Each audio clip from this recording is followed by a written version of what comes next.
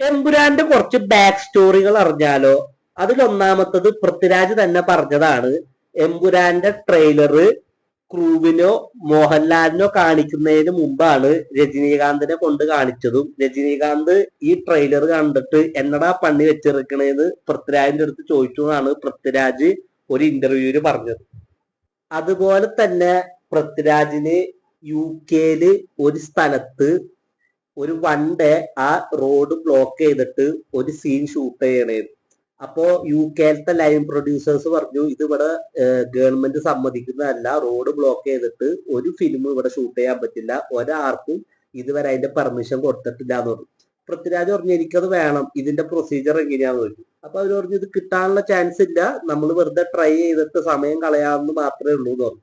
അങ്ങനെ പൃഥ്വിരാജ് അവിടുത്തെ അതോറിറ്റിനെ നേരിട്ട് പോയി കണ്ട് അവിടെ പെർമിഷൻ വാങ്ങിച്ചിട്ട് വൺ ഡേ റോഡ് ബ്ലോക്ക് ചെയ്തിട്ട് UK പൃഥ്വിരാജ് എമ്പുരാന്റെ ഷൂട്ട് നടത്തിയിട്ടുണ്ട്.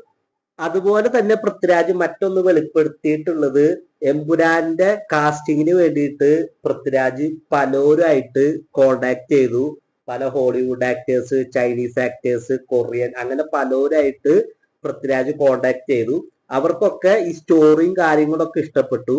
പക്ഷെ അവരെ റെമ്യൂണറേഷനും പടത്തിന്റെ ബജറ്റും തമ്മിൽ ഒത്തുപോകാത്തോണ്ടാണ് അവരെ ഒന്നും ഇതിലോട്ട് വിളിക്കാത്തതെന്നാണ് പൃഥ്വിരാജ് പറയുന്നത്. പൃഥ്വിരാജ് വേറൊരു കാര്യം കൂടി പറയുന്നുണ്ട്, ആക്ടേഴ്സിന് കുറെ റെമ്യൂണറേഷൻ കൊടുത്തിട്ട് പടത്തിന് ഇത്ര ബജറ്റ് ആയി എന്ന് പറയുന്നതിൽ ഒരു കാര്യമില്ല.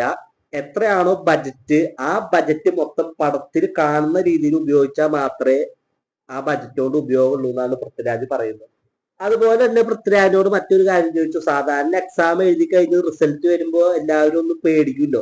അപ്പോ പടം ഷൂട്ട് ചെയ്ത് കഴിഞ്ഞു, ഇത് പടം റിലീസ് ആവാൻ പോകുമ്പോ പൃഥ്വിരാജ് ഭയങ്കര കൂളായിട്ടാണ് ഇരിക്കുന്നത്, ഒരു ടെൻഷനും ഇല്ലാന്ന് പറഞ്ഞു. അപ്പൊ പൃഥ്വിരാജ് പറഞ്ഞു പരീക്ഷയ്ക്ക് പഠിക്കേണ്ട സമയത്ത് പഠിക്കണം, അല്ലാതെ റിസൾട്ട് വരുമ്പോ നമ്മൾ പേടിച്ചിട്ട് കാര്യമില്ല. അപ്പൊ ചെയ്യേണ്ടതൊക്കെ മുൻപേ ചെയ്തതുണ്ട്, റിലീസിന് എന്ത് വരും എന്നുള്ളത് ഫെയ്ത്ത് പോലെയാണ്, അല്ലാതെ റിലീസിന് സമയത്ത് പേടിച്ചിരുന്നത് കൊണ്ട് കാര്യമില്ല എന്നാണ് പൃഥ്വിരാജ് പറയുന്നത്.